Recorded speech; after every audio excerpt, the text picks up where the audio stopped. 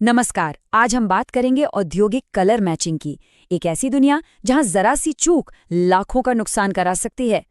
अच्छा, चलिए उन दो जुमलों से शुरू करते हैं जो किसी भी कलर मैचिंग लैब या प्लांट में बहुत आम हैं। सुनने में तो ये बहुत ही आसान लगते हैं, है ना? पर सच तो ये है कि यही आसान से लगने वाली सुझाव अक्सर एक बड़ी तबाही की वजह बन जाते हैं। जरा सोचिए, पूरा का पूरा बैच बर्बाद और घंटों की मेहनत पानी में। इसे ही हम कहते हैं अंदाजे का जाल। मतलब जहां बिना सोचे समझे किए गए बदलाव एक खराब कलर मैच को और भी ज्यादा बिगाड़ देते हैं। तो फिर एक्सपर्ट्स ऐसा क्या करते हैं जो अलग है? देखिए, वो अंदाजा नहीं लगाते, वो एक लॉजिकल प्रोसेस को फॉलो करते हैं जिसकी शुरुआत होती है समस्या के बिल्कुल साफ सुथरे विश्लेषण से। ठीक है, तो चलिए इस एक्सपर्ट तरीके को और गहराई से समझते हैं। ये सब शुरू होता है तीन बहुत ही सरल लेकिन बहुत शक्तिशाली सवाल पूछने से। ये तीन सवाल ही इसकी नींव हैं। पहला, क्या रंग हल्का है या गहरा? दूसरा, इसमें कौन से रंग की झलक है, मतलब पीलापन है या लालपन है? और तीसरा, सबसे जरूरी, क्या ये शेड चमकीला और साफ है या फिर मटमैला और डल है? और कमाल की बात यह है कि जैसे ही इन तीन सवालों के जवाब मिल जाते हैं, समझिए कि 70% समस्या तो वहीं हल हो गई। ये शुरुआती जांच ही समाधान के बेहद करीब ले आती है। चलिए, अब अगले कदम पर चलते हैं और देखते हैं कि ये सिस्टम आगे कैसे काम करता है। अब बारी है समस्या को ठीक करने के लिए सही पिगमेंट चुनने की। इसे कहते हैं कंपास का नियम। ये बहुत सीधा सा है। अगर किसी रंग में पीलापन है तो उसे बेअसर करने के लिए नीले रंग का इस्तेमाल किया जाएगा, बिल्कुल वैसे ही जैसे कलर व्हील पर होता है, एक रंग दूसरे के ठीक सामने। तो एक बार चल जाती है तो अगला सबसे जरूरी कदम है मात्रा तय करना।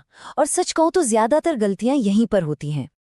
और इस बात को हल्के में बिल्कुल नहीं लेना चाहिए। जरा सी भी ज्यादा मात्रा पूरे बैच को ऐसा बर्बाद कर सकती है जिसे ठीक करना लगभग नामुमकिन हो जाता है। हम छोटी मात्रा की बात कर रहे हैं। जरा सोचिए, ऑर्गेनिक पिगमेंट्स के लिए ये मात्रा सिर्फ 1% का 100वां हिस्सा हो सकती है, बस इतना सा। एक अंगूठे का नियम है कि हमेशा एक माइक्रोडोज से शुरू करें। क्यों? क्योंकि ज्यादा मिलाना हमेशा मुमकिन है, लेकिन जो एक बार मिल गया उसे बाहर नहीं निकाला जा सकता। तो चलिए अब देखते हैं कि ये तीन हिस्सों वाला तरीका, यानी विश्लेषण, दिशा और मात्रा, असल दुनिया में असली समस्याओं पर कैसे काम करता है। ये एक बहुत ही आम समस्या है। मान लीजिए एक बैच तैयार हुआ जो गहरा भी है और उसमें पीलापन भी है। अब देखिए, एक नौसिखिया क्या करेगा, वो सीधा उसमें ढेर सारा सफेद रंग डाल देगा और नतीजा एक भद्दा चौक जैसा हरा रंग। लेकिन एक एक्सपर्ट, वो पहले नीले रंग की एक बहुत छोटी सी मात्रा से पीलेपन को काटेगा और उसके बाद थोड़ी सी सफेदी मिलाएगा। अब एक अलग तरह की चुनौती देखते हैं। मान लीजिए तो सही है, लेकिन फिनिश मटमैली सी है, उसमें वो चमक और ताजगी नहीं है। यहाँ समाधान है मुख्य रंग और सफेद रंग के बीच के संतुलन को ठीक करना। बस थोड़ा सा मुख्य रंग बढ़ाकर और सफेद रंग को हल्का सा कम करके उस रंग में दोबारा जान डाली जा सकती है। नई सोच को और मजबूत करने के लिए आइए जल्दी से उन आम गलतियों पर नजर डालते हैं जिनसे करेक्शन के दौरान हर हाल में बचना चाहिए। इन गलतियों को देखिए, एक साथ कई रंग मिला देना, बहुत बड़ी मात्रा में सुधार करना, और शायद सबसे बड़ी गलती, धैर्य खो देना। इससे एक बात साफ है, हमें एक व्यवस्थित तरीका अपनाना होगा जिसमें धैर्य ही सबसे बड़ा हथियार है। आखिर में ये पूरी प्रक्रिया कंट्रोल और सटीकता की है, और इसके लिए एक शांत और फोकस दिमाग का होना सबसे ज्यादा जरूरी है।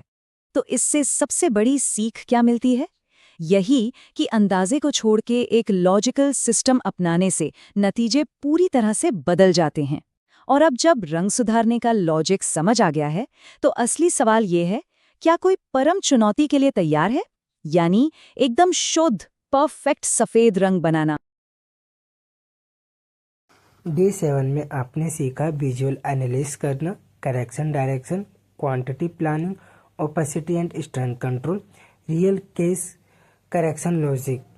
डे 8 में आप सीखेंगे white and pastel shade matching, TIT control, clean set का सीक्रेट। ये वीडियो आपको अच्छे लगे तो लाइक करें और भी ऐसी जानकारी जानने के लिए इस चैनल को सब्सक्राइब करें। Thank you.